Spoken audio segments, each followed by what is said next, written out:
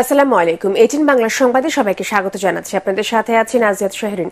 শুরুতেই সংবাদ শিরোনাম। ডিবি হেফাজতে থাকা কোটা আন্দোলনের 6 সমন্বয়কের মুক্তি পরিবারের কাছে হস্তান্তর।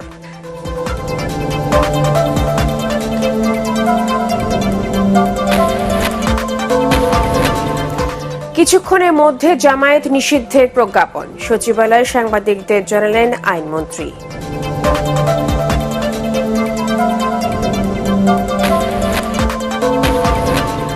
নিষিদ্ধ করার পর ধ্বংসাত্মক কর্মকাণ্ড চালাবে জামায়াত শিবির, আশঙ্কা প্রধানমন্ত্রী, কঠোরভাবে মোকাবেলার হুঁশিয়ারি।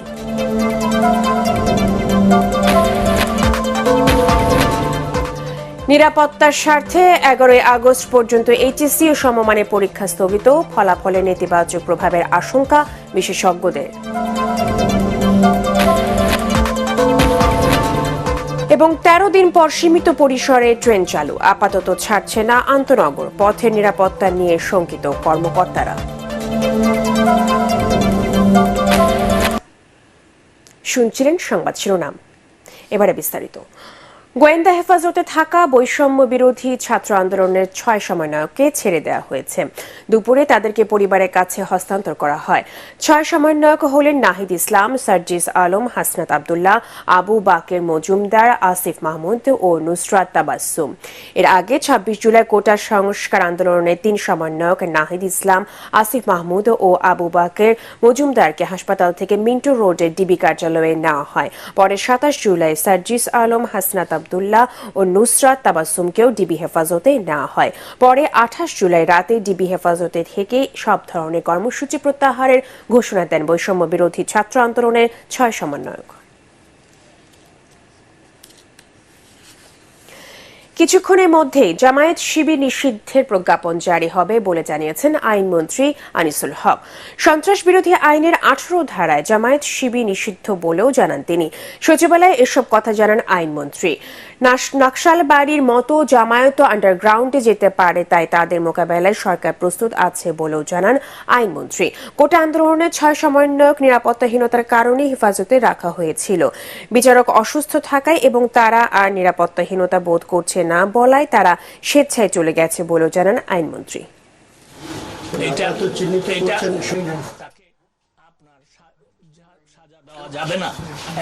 তারা তাদের নিজেদের নিরাপত্তার জন্যই আমাদের কাছে নিরাপত্তা চেয়েছিল এবং সেই ব্যাপারে জিডিও করা আছে। তো সেই ক্ষেত্রে আমরা আজকে তারাও যখন বলছে যে তাদের নিরাপত্তার আর প্রয়োজন নাই, তো তাদেরকে আমরা ইয়ের থেকে তারা চলে যাওয়ার ইচ্ছা যখন প্রকাশ করে, তারা চলে যাওয়ার ও আমরা চলে যেতে কোনো বাধা দিইনি এবং তারা চলে গেছে।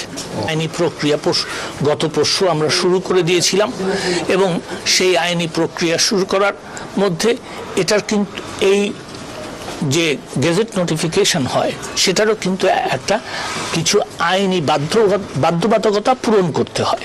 তো সেই কারণে গতকালকে স্বরাষ্ট্র মন্ত্রণালয় এই আইনি বাধ্যবাধকতা পূরণ করে আজকে সকালে এটা আমার মন্ত্রণালয়ের লেজিসলেটিভ ডিভিশনে পাঠানো হয়েছিল এবং লেজিসলেটিভ ডিভিশনে পাঠানো হওয়ার পরে আমরা এটাকে ভেটিং করে আমরা আবার এটাকে স্বরাষ্ট্র মন্ত্রণালয়ে পাঠিয়ে দিয়েছি।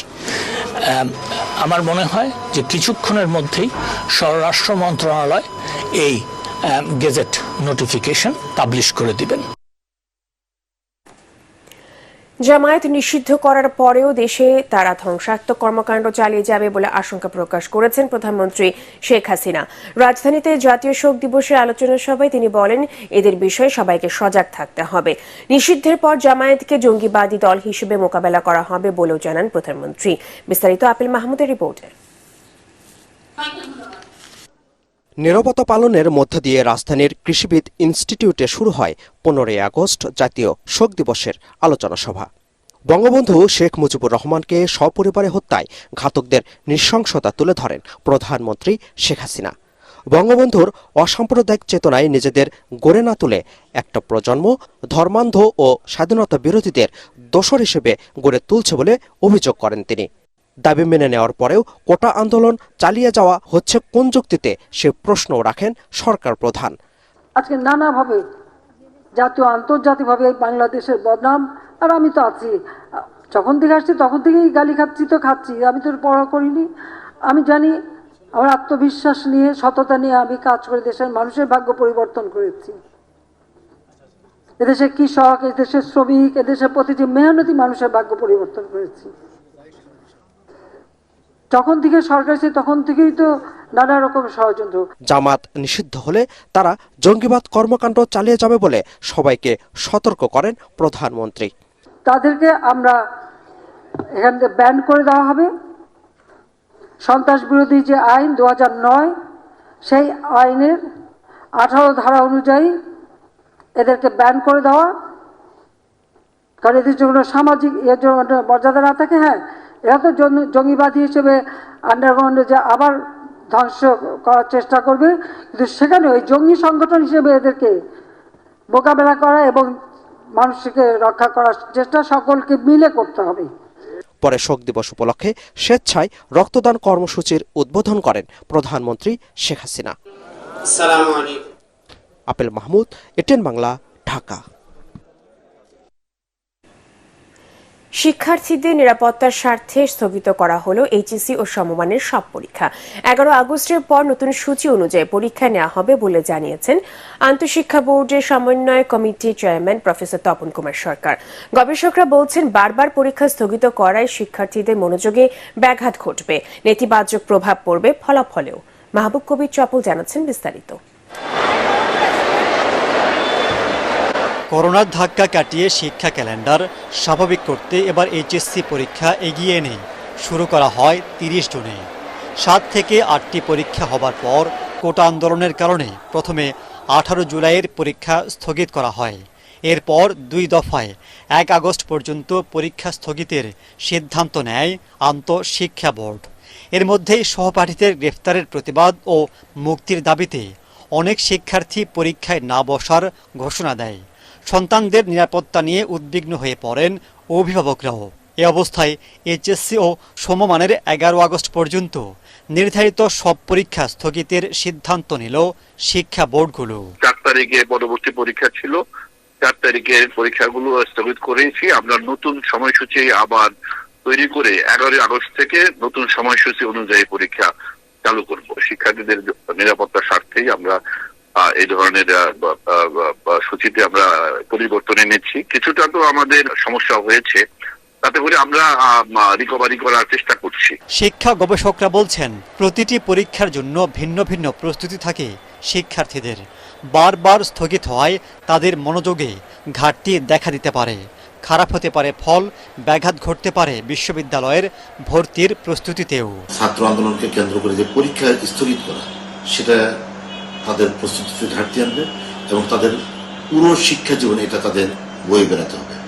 এই জন্য আমাদের জরুরি যে জিনিসটি দরকার, সেটি হচ্ছে দ্রুত গভর্নমেন্টকে সিদ্ধান্ত নিতে হবে, নিয়ে ছাত্রদের সাথে আলোচনার সাপেক্ষে একটি সুন্দর জায়গায় আনতে হবে এবং শিক্ষার্থীদেরকে ক্লাসরুমে ফিরিয়ে নেওয়া, পরীক্ষাগুলো রুটিন মাফিক চলমান করা এবং অন্যান্য যে শ্রেণী এবং বিদ্যালয় কেন্দ্রিক যে শিক্ষা কার্যক্রম রয়েছে, সেইগুলোকে পুনরায় সুন্দরভাবে রুটিন অনুযায়ী চালানো, এটি একমাত্র সমাধান। এর বাইরে কোনো সমাধান আমি দেখছি না।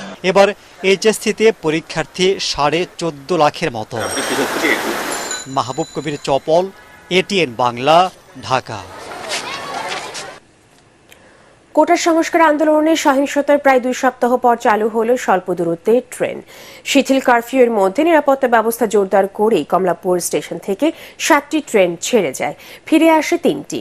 দীর্ঘদিন বন্ধের পর আবারও ট্রেনে যেতে পেরে খুশি যাত্রীরা।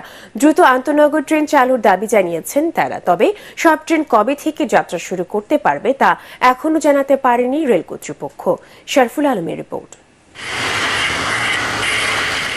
থেমে থেমে বৃষ্টি, বাড়ছে নগরবাসীর ভোগান্তি। এরই মধ্যে চালু হলো সীমিত পরিসরে ট্রেন যাত্রা। তবে ভিড় নেই চিরচেনা কমলাপুর স্টেশনে, ফাঁকা টিকিট কাউন্টারগুলো। কোটা সংস্কার আন্দোলন ও সাম্প্রতিক সহিংসতা শেষে ট্রেন যাচ্ছে ঢাকার কাছাকাছি জেলাগুলোতে। 13 দিন পর কমিউটার ও মালবাহী মিলে 7টি ট্রেন কমলাপুর স্টেশন ছেড়ে যায়। তবে ট্রেনে যাত্রী ছিল কম। প্রথমে যাতায়াত করতেছি বন্ধের পর, খুবই ভালো লাগছে। ট্রেন বন্ধর কারণে আমি যাইতে পারি না, আটকা পড়ে গেছি। ট্রেন চালু হয়েছে দেখে যাইতাছি না, যাইতালাম মিলে না। কিছুটা ভয় কাজ করতেছিল যে দেখলাম তো এতদিন আগুন, তারপরে এরকম। আজকে আরো ভালো লাগতেছে, যাত্রী কম, সিট পাইলাম। বৃহস্পতিবার ঢাকা থেকে ছেড়ে যাওয়া কয়েকটি ট্রেন ফিরে আসে কমলাপুরে। দীর্ঘদিন পর ট্রেন চালু হওয়ায় খুশি শ্রমজীবীরা। সব রুটের ট্রেন চালুর দাবিও তাদের। বাসে আসতে আমাদের অনেক কষ্ট হয়েছে, অনেক টাকা ব্যয় হয়েছে। ট্রেনটা যাতে কন্টিনিউ থাকে, আমরা যারা অফিস যাত্রী আছি আমাদের জন্য এটা ভালো হবে। যত দ্রুত সম্ভব আর কি আন্তনগর ট্রেনগুলো যেন চালু করে দেয় আর কি। আন্তনগর ট্রেন চালানোর জন্য যেসব প্রস্তুতি আমাদের আছে, আমরা যে কোনো সময় ইনশাল্লাহ আদেশ পাইলে ট্রেন চালিয়ে দেব। প্রত্যেকটা ট্রেনে আমাদের রেলের নিজস্ব নিরাপত্তা বাহিনী, আরএনবি এবং আমাদের যে জিআরপি পুলিশ, প্রত্যেক ট্রেনে অতিরিক্ত জনবল নিয়োগ দেওয়া আছে, যাত্রীরা যাতে স্বাচ্ছন্দ্যে ভ্রমণ করতে পারে। রেলওয়ে কর্তৃপক্ষ জানিয়েছে, শিথিল কারফিউর মধ্যে ঢাকার পাশাপাশি বিভাগীয় শহরগুলোতেও স্বল্প দূরত্বে লোকাল ট্রেন যাতায়াত করছে। এর আগে কোটা আন্দোলনে সহিংসতার মুখে জননিরাপত্তার কারণে 18 জুলাই থেকে ধাপে ধাপে ট্রেন চলাচল বন্ধ করে দেয় কর্তৃপক্ষ। সহিংসতার কারণে প্রায় 2 সপ্তাহ বন্ধ থাকার পর আবারও শুরু হয়েছে ট্রেন সার্ভিস। তবে দূরপাল্লায় নয়, সীমিত পরিসরে কাছাকাছি জেলায় এই ট্রেন সেবা চালু হয়েছে। যাত্রীরা দাবি জানিয়েছেন, দূরপাল্লার পথে যাতে দ্রুত এই ট্রেন সেবা চালু করা হয়। শরফুল আলম, এটিএন বাংলা, ঢাকা। কোটা সংস্কার আন্দোলনে নিহতদের হত্যার বিচারে জাতিসংঘের অধীনে তদন্তের দাবি জানিয়েছে নিপীড়ন বিরোধী শিক্ষক সমাবেশ। ঢাকা বিশ্ববিদ্যালয়ের সমাবেশে হয়রানির অভিযোগও করেন শিক্ষকরা। ভিসির পদত্যাগ ও পরীক্ষা না নেয়ার ও আহ্বান জানান তারা। তরিক ইসলামের রিপোর্ট। সকালে বৃষ্টির মাঝেই ঢাকা বিশ্ববিদ্যালয়ে অপরাজেয় বাংলার সামনে নিপীড়ন বিরোধী শিক্ষক সমাবেশে অংশ নেন ঢাকা বিশ্ববিদ্যালয় সহ বিভিন্ন বিশ্ববিদ্যালয় থেকে আসা শিক্ষক ও শিক্ষার্থীরা। এবং আমি বলবো যে আমাদের এ সময় শিক্ষার্থীদের আন্দোলন নিয়ে সরকারের চলমান কার্যক্রমের প্রতিবাদ জানান শিক্ষকরা। দাবি জানান নিরপেক্ষ তদন্তের। কেন সাইদের বুকে স্পষ্টভাবে গুলি করে মারা হলো, অথচ পুলিশের বিরুদ্ধে কখনো কোনো কিছু অভিযোগই এখনো পর্যন্ত আসেনি? এই আন্দোলন এবং যে হত্যাকাণ্ডগুলো ঘটেছে, সেই হত্যাকাণ্ডগুলো আমাদের সবাইকে বোধহয় আমাদের যে বোধ শক্তি ফিরিয়ে আনতে সাহায্য করছে। যদি খুনের বিচার না করতে পারেন, যদি খুনের বিচার না করতে চান, যদি আমাদের শিক্ষার্থীদের নিরাপত্তা না দিতে পারেন, তাহলে অবশ্যই পদত্যাগ করুন। বাড়ি বাড়ি গিয়ে যেভাবে ছেলেদেরকে ধরা হচ্ছে, রাস্তা থেকে মোবাইল চেক করে বাচ্চাদেরকে ধরা হচ্ছে, এগুলো বন্ধ করতে হবে। এগুলো বন্ধ না করে কোনো পরীক্ষা অনুষ্ঠিত হতে পারে না। যা যা অন্যায় আমাদের উপর হচ্ছে, আমরা আজকে ঠিকভাবে রাস্তায় বেরোতে পারছি না, আমাদের মোবাইল দেখবে কিনা সেই ভয়ে আতঙ্কিত হয়ে আছি। যারা আমাদের এই সাম্যের পক্ষে, আমাদের শিক্ষকদের গায়ে আর একটা আঁচড় পড়লে এর জবাব আমরা ছাত্র সমাজ দেব। শিক্ষক শিক্ষার্থীদের সমাবেশটি ঢাকা বিশ্ববিদ্যালয়ের বিভিন্ন সড়ক প্রদক্ষিণ করে। দাবি না মানলে আগামীতে আরও বড় কর্মসূচি দেওয়ার কথাও জানানো হয় সমাবেশ থেকে। তরিক ইসলাম, এটিএন বাংলা, ঢাকা। শোকাবহ আগস্টের প্রথম দিন আজ। 1975 সালের এই মাসে বাঙালি হারিয়েছে জাতির পিতা বঙ্গবন্ধু শেখ মুজিবুর রহমানকে।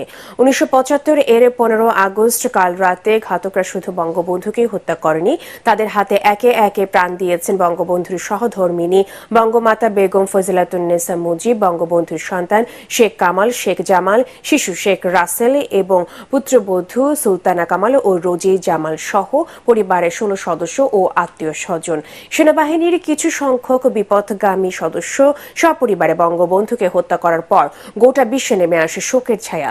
প্রতিবারের মতো এবারও 15 আগস্টকে সামনে রেখে মাসের প্রথম দিন থেকে আওয়ামী লীগ সহ সহযোগী নানা সামাজিক, রাজনৈতিক ও সাংস্কৃতিক সংগঠন বিভিন্ন কর্মসূচির উদ্যোগ নিয়েছে।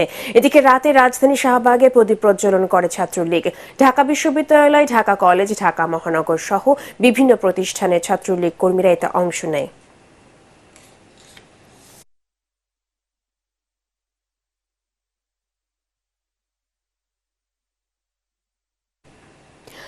মধ্যবর্তী নির্বাচন নিয়ে ডক্টর ইউনূসের দাবি অসাংবিধানিক ও বেআইনি বলে মন্তব্য করেছেন আওয়ামী লীগ সাধারণ সম্পাদক ওবায়দুল কাদের। বাংলাদেশের ওপর বিদেশি হস্তক্ষেপ চেয়ে তার বিবৃতি রাষ্ট্রদ্রোহিতার শামিল বলেও জানান তিনি। দুপুরে ধানমন্ডি আওয়ামী লীগ কার্যালয়ে তিনি বলেন, ডক্টর ইউনূস চলমান আইনি প্রক্রিয়া বেদ থেকে বাঁচতে এমন বিবৃতি দিয়েছেন। এ সময় সম্প্রতি সহিংসতা নিয়ে তিনি বলেন, আন্দোলনকারীদের মিছিলে জঙ্গি গোষ্ঠী অনুপ্রবেশ করে শিক্ষার্থীদের উপর গুলি চালিয়েছে। বর্তমানে তাদের নীরবতা বড় কোনো সহিংসতার পূর্বাভাস হতে পারে বলেও আশঙ্কা প্রকাশ করেন ওবায়দুল কাদের।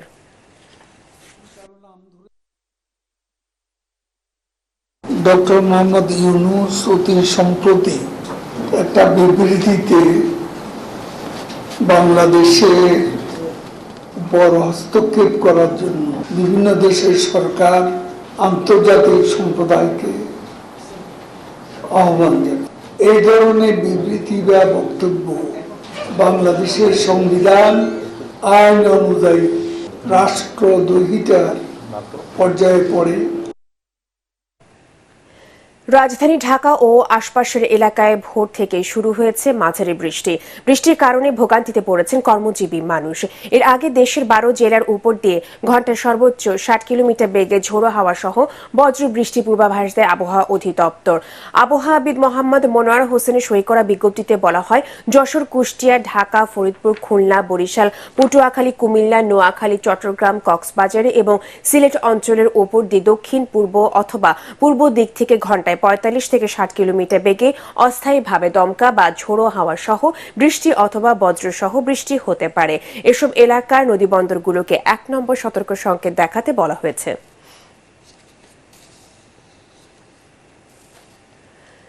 চট্টগ্রামে গত রাত থেকে থেমে থেমে ভারী ও মাঝারি বৃষ্টি হচ্ছে। এতে নগরের কয়েকটি এলাকায় জলাবদ্ধতা দেখা দিয়েছে। সকালে পাঁচলাইশ, চকবাজার, বাকুলিয়া, চান্দগাঁও, প্রবর্তক মোড়, কাপাসগোলা, সুলকবহর, আগ্রাবাদ, হালিশহর সহ বেশ কিছু নিচু এলাকা তলিয়ে যায়। এতে দুর্ভোগে পড়েন পথচারী ও সাধারণ মানুষ। পতেঙ্গা আবহাওয়া অফিস জানায়, দুপুর 12টা পর্যন্ত গত 24 ঘন্টায় 149 মিলিমিটার বৃষ্টিপাত হয়েছে বন্দরনগরীতে। প্রবল বর্ষণ ও পাহাড়ি ঢলে বান্দরবানের নিম্নাঞ্চল প্লাবিত হয়েছে। বৃদ্ধি পাচ্ছে সাঙ্গু, মাতামুহুরি ও বাঁকখালী নদীর পানি। ইতিমধ্যে পাহাড়ি ঢলে নাইখংছড়ি উপজেলার তুমরুখালে নদীতে তলিয়ে গেছে স্থানীয় বাজার। ধুমধুম এলাকায় শতাধিক বাড়িঘর পানির নিচে তলিয়ে গেছে। কয়েকটি জায়গায় পাহাড় ধসে যোগাযোগ বিচ্ছিন্ন হয়ে গেছে। মৌসুমী বায়ুর প্রভাবে উপকূলীয় জেলা ঝালকাঠিতে দুর্যোগপূর্ণ আবহাওয়া বিরাজ করছে। সকাল থেকে টানা বৃষ্টিপাত ও দমকা হাওয়া বইছে। বৃষ্টিতে শহরের বিভিন্ন সড়কে হাঁটু সমান পানি জমেছে। অফিস, আদালত, ব্যবসা প্রতিষ্ঠান ও বসত ঘরে পানি জমায় চরম ভোগান্তিতে পড়েছে শহরবাসী। ছিটমহল বিনিময় 9 বছরে বদলে গেছে কুড়িগ্রামের ছিটবাসী জীবনযাত্রা। উন্নয়নের স্রোতধারায় মিলেছে দীর্ঘ 68 বছর বন্দি জীবন কাটানো এসব মানুষের। যোগাযোগ, স্বাস্থ্য, শিক্ষা, কৃষি, চাকরি সহ সব মৌলিক অধিকারে স্বাবলম্বী হয়ে উঠেছেন তারা। ছিটমহল বিনিময়ের দিনটিকে স্মরণীয় করে রাখতে প্রতি বছর নানা কর্মসূচি পালন করা হয়। অধুনালুপ্ত ছিটবাসীদের ভাগ্য পরিবর্তনের উন্নয়নের পাশাপাশি বিশেষ নজর রাখার কথা জানিয়েছে প্রশাসন। কুড়িগ্রাম প্রতিনিধি ইউসুফ আলমগীরের রিপোর্ট। পাকা সড়ক, কমিউনিটি ক্লিনিক, ই সেন্টার, শিক্ষা প্রতিষ্ঠান, বিদ্যুৎ, মসজিদ, মন্দির, এখন সবই আছে অধুনালুপ্ত ছিটমহলে। আধুনিক সুবিধায় চাষ হচ্ছে ফসলি জমি। এই দৃশ্য দেশের অভ্যন্তরে থাকা কুড়িগ্রামের ফুলবাড়ী উপজেলার বিলুপ্ত ছিটমহল দাসিয়াছড়ার। এখানকার প্রায় 20,000 মানুষের মৌলিক চাহিদা মিটিয়ে জীবনমান উন্নয়নে নানা কর্মসূচি নিয়েছে সরকার। বিলুপ্ত ছিটবাসীরা জানান, ছিট বিনিময়ের আগে তাদের ভারতের নাগরিকত্ব থাকলেও যেতে পারতেন না নিজ দেশে। অন্যদিকে মিলত না বাংলাদেশের কোনো সুবিধাও। এভাবে 68 বছর বন্দি জীবন কাটানোর পর মুক্ত হয়েছেন তারা। ছিটমহলে রাস্তাঘাট, স্কুল, কলেজ, কমিউনিটি ক্লিনিক সবকিছু আমরা পেয়েছি। মন চাইলে মোটর দিয়ে ডিগিতে পানি দিতে পারি, মাছ চাষ করতে পারি, জমিতে যেটা মন চায় সেটা লাগাইতে পারি, তেল ছাড়া অভাব নাই, সুযোগ সুবিধা মতো পাইতেছি। এখন আমরা খুব সুখী আছি। দীর্ঘ আন্দোলনের পর মুক্তি পাওয়ার দিনটিকে স্মরণীয় করে রাখতে প্রতি বছরের মতো এবারও নানা কর্মসূচি পালনের কথা জানান ছিট বিনিময় সমন্বয় কমিটির নেতারা। 9 বছর যে প্রতিটা পালন করছি সেটা হলো স্বাধীনতা দিবস। এবারও আমরা স্বাধীনতা দিবস ব্যাপক হারে পালন করব। গত 9 বছরে অধুনালুপ্ত সিটবাসীদের ভাগ্য পরিবর্তনে সব ধরনের নাগরিক সুবিধা নিশ্চিত করতে নির্মাণ করা হয়েছে নানা অবকাঠামো। আগামীতেও তাদের দিকে বিশেষ দৃষ্টি দেওয়ার কথা জানান প্রশাসনের কর্মকর্তারা। প্রায় 30 কিলোমিটার পাকা রাস্তা হয়েছে, এছাড়াও ব্রিজ কালভার্ট নির্মিত হয়েছে এবং প্রাইমারি স্কুল রয়েছে এখানে 3টি, মাদ্রাসা রয়েছে 1টি, হাই স্কুল রয়েছে 2টি এবং কলেজ রয়েছে 1টি। এগুলো কোনোটি আগে ছিল না। ছিটমহল বিনিময় হওয়ার পর এই বিগত 9 বছরে এই প্রতিষ্ঠানগুলো স্থাপিত হয়েছে এবং সরকারি সুনজর সবসময়ই ছিল, ভবিষ্যতেও থাকবে। 1974 সালে ইন্দিরা মুজিব চুক্তির আলোকে 2015 সালের 31 জুলাই মধ্যরাতে বিনিময় হয় বাংলাদেশ ও ভারতের অভ্যন্তরে থাকা 162টি ছিটমহল। বাংলাদেশ অংশে 111টি আর ভারত পায় 51টি। এর মধ্যে কুড়িগ্রামে যুক্ত হয় 12টি ছিটমহল, বাকিগুলো লালমনিরহাট ও পঞ্চগড় জেলায়। ইউসুফ আলমগীর, এটিএন বাংলা, কুড়িগ্রাম। এদিকে কুড়িগ্রামের বিলুপ্ত ছিটমহল দাসিয়ার ছড়া আনন্দ আয়োজনের মধ্য দিয়ে ছিটমহল বিনিময়ের 9 বছর পূর্তি উদযাপন করেছে বাসিন্দারা। 12টা 1 মিনিটে দাসিয়ার ছড়া বাজারে 68টি মোমবাতি জ্বালিয়ে ও কেক কেটে ছিট বিনিময়ের এই দিনটিকে স্মরণ করেন বিলুপ্ত ছিটমহলবাসী। এর আগে বিকেলে অনুষ্ঠিত এক আলোচনা সভায় অংশ নেন বিভিন্ন শ্রেণী পেশার মানুষ। পরে দাসিয়া ছড়া সরকারি প্রাথমিক বিদ্যালয়ে হাডুডু খেলার আয়োজন করা হয়।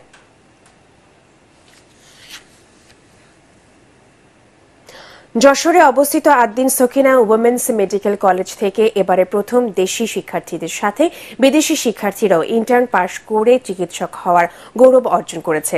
ফলে শিক্ষার্থী সহ শিক্ষকরা উচ্ছ্বসিত। জাঁকজমকভাবে এক অনুষ্ঠানের মধ্য দিয়ে সকল শিক্ষার্থীদের বিদায় জানানো হয়, সেই সাথে নতুন ইন্টার্ন ডাক্তারদের বরণ করে নেয় প্রতিষ্ঠানটি। যশোর থেকে তামান্না ফারজানার পাঠানো তথ্য ও ছবি নিয়ে রিপোর্ট আরও জানাচ্ছেন আশিকুর রহমান। যশোর পুলেরহাটে অবস্থিত Ad-din Sakina women's medical college প্রতিষ্ঠার পর থেকেই চিকিৎসক তৈরিতে সুনামের সাথে কাজ করে যাচ্ছে।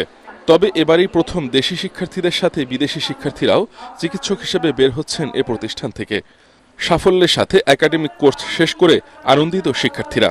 আমি নেপাল থেকে এখানে আদ্দিন সকিনা উইমেন্স মেডিকেল কলেজে 6 বছর থেকে এখানে আসি। আর এখন আমার আজকে ইন্টার্নশিপ শেষের প্রোগ্রাম হয়েছিল, ওটাতে আমার শেষ হয়ে গেছে। আমি খুবই স্যাটিসফাইড আছি। আমি যেটা ভাবছিলাম ওর থেকে আমি বেটার পাইছি। এটা কলেজ, আমরা যে মানব সেবার মহান ব্রত নিয়ে এখানে এসেছিলাম, সকলের কাছে আমরা দোয়া প্রার্থী যেন আমরা সফলভাবে আমাদের সেই ব্রত পালন করতে পারি। আদ্দিন ফার্মাসিউটিক্যালস লিমিটেড আয়োজিত ইন্টার্নশিপ শেষ করা শিক্ষার্থীদের বিদায় ও নতুনদের বরণ অনুষ্ঠানে প্রধান অতিথি ছিলেন আদ্দিন সকিনা উইমেন্স মেডিকেল কলেজের অধ্যক্ষ প্রফেসর ডাক্তার গিয়াসউদ্দিনের সভাপতিত্বে অনুষ্ঠানে অতিথি ছিলেন আদ্দিন ফার্মাসিউটিক্যাল লিমিটেডের ম্যানেজিং ডিরেক্টর ডক্টর জামালুন্নেসা, আদ্দিন হাসপাতাল সমূহ ও নার্সিং এর মহাপরিচালক প্রফেসর ডাক্তার নাহিদ ইয়াসমিন হক সহ আদ্দিন সকিনা উইমেন্স মেডিকেল কলেজের শিক্ষক শিক্ষিকা ও কর্মকর্তারা। আজ থেকে 5 বছর পরে যদি বেঁচে থাকি, আমরা কিন্তু খোঁজ নেব তুমি কোথায় আছো। আমরা বিশ্বাস করি তোমরা তোমাদের দেশে হোক আমার দেশে হোক অনেক ভালো জায়গায় থাকবে। নতুন ইন্টার্নদের উদ্দেশ্যে আদ্দিন হাসপাতাল ও নার্সিং এর মহাপরিচালক বলেন, প্রত্যেক রোগীকে সময় দিয়ে তাদের সমস্যা শুনে সঠিকভাবে চিকিৎসা দেয় চিকিৎসকের দায়িত্ব। দিস ইজ দ্য বেস্ট একটা সেন্টেন্স। অ্যাকচুয়ালি ভালো মানুষ হতে হবে। তুমি ভালো ডাক্তার তখনই হতে পারবে যখন তুমি ভালো মানুষ হবে। তোমরা সবাই ভালো মানুষ এবং সবাই ভালো ডাক্তার হবে, এটাই আমি প্রত্যাশা করি। ডাক্তারি পেশার সবচেয়ে বেশি চ্যালেঞ্জিং উল্লেখ করে আদ্দিন ফার্মাসিউটিক্যালস লিমিটেডের ম্যানেজিং ডিরেক্টর ডক্টর জামালুন্নেসা বলেন, রোগীদের চিকিৎসায় ওষুধ দেওয়ার ক্ষেত্রে সতর্কতা অবলম্বন করতে হবে। ডাক্তারের সাফল্য হচ্ছে সেইটা যত কম পয়সায় কম ডায়াগনোসিসে সে রোগীর চিকিৎসা করতে পারে। রোগী যেন আমাদের কাছে এসে সর্বশান্ত হয়ে ফিরে না যায়। যতই ফার্মাসিউটিক্যালের অশুভ চক্র তোমাকে পুশ করুক, অ্যান্টিবায়োটিক তো অপ্রয়োজনীয় লিখবেই না, অন্যান্য ওষুধও যেটা প্রয়োজন সেটা লিখবে। বর্তমানে এই প্রতিষ্ঠানে 13তম ব্যাচ চলছে। প্রতিষ্ঠার পর থেকে চূড়ান্ত বৃত্তিমূলক পরীক্ষায় পাশ করেছেন 411 জন, চিকিৎসক হয়ে বের হয়েছেন 289 জন। Bureau report, ATN Bangla. Al Arafah Islami bank অর্থ সংবাদ।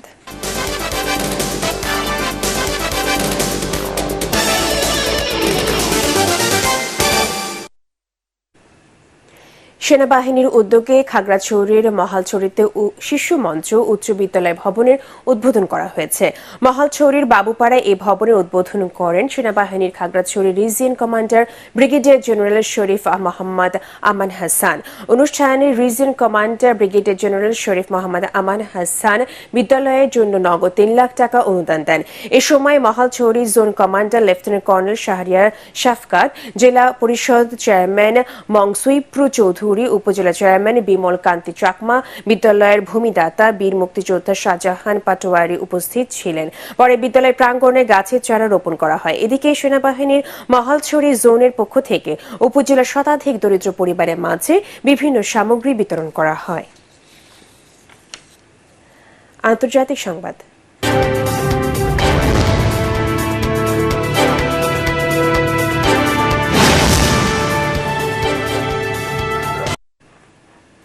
এবার সরাসরি ইসরায়েলে হামলার নির্দেশ দিয়েছেন ইরানের সর্বোচ্চ নেতা আয়াতুল্লাহ আলী খামেনি।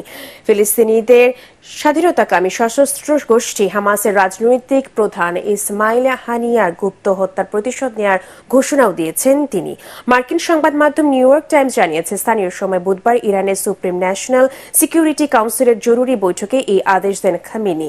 নাম প্রকাশে অনিচ্ছুক 3 জন ইরানি কর্মকর্তা সংবাদ মাধ্যমটিকে এ তথ্য জানিয়েছেন। ওই 3 কর্মকর্তার মধ্যে 2 জন রেভলিউশনারি গার্ড সদস্য। ইরানের রাজধানী তেহরানে আবাসস্থলে হওয়া হামলায় হানিয়া ও তার এক দেহরক্ষী নিহত হয়। ইরান ও হামাস এই হত্যাকাণ্ডের জন্য ইসরায়েলকে অভিযুক্ত করেছে। এদিকে তেহরান বিশ্ববিদ্যালয়ে হামাসের শীর্ষ নেতা ইসমাইল হানিয়ার জানাজার নামাজ সম্পন্ন হয়েছে। এতে ইমামতি করেন আয়াতুল্লাহ আলী খামেনি। তেহরানে আনুষ্ঠানিকতা শেষে ইসমাইল হানিয়ার মরদেহ কাতারের রাজধানী দোহায় দাফন করা হবে। পার্টিক্স খেলার খবর।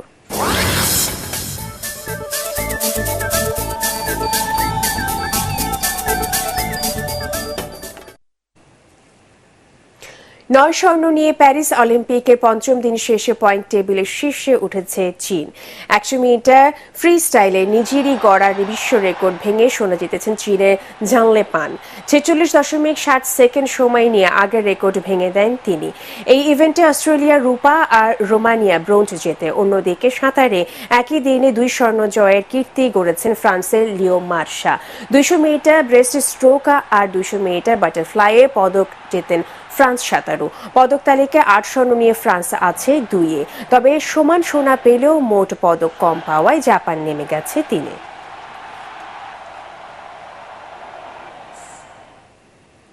শেষ করার আগে সংবাদ শিরোনামগুলো জানিয়ে দেব আরো একবার। ডিবি হেফাজতে থাকা কোটা আন্দোলনের 6 সমন্বয়কের মুক্তি পরিবারের কাছে হস্তান্তর।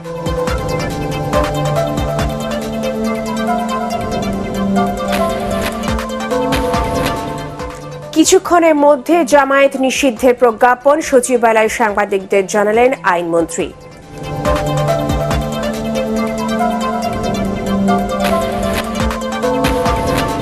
নিষিদ্ধ করার পর ধ্বংসাত্মক কর্মকাণ্ড চালাবে জামায়াত শিবির, আশঙ্কা প্রধানমন্ত্রী। কঠোরভাবে মোকাবেলায় হুঁশিয়ারি।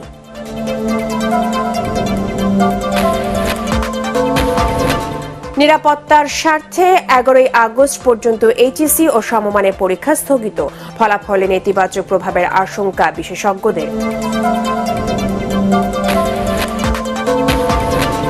এবং 13 দিন পর সীমিত পরিসরে ট্রেন চালু, আপাতত ছাড়ছে না আন্তনগর, পথে নিরাপত্তা নিয়ে শঙ্কিত কর্মকর্তারা।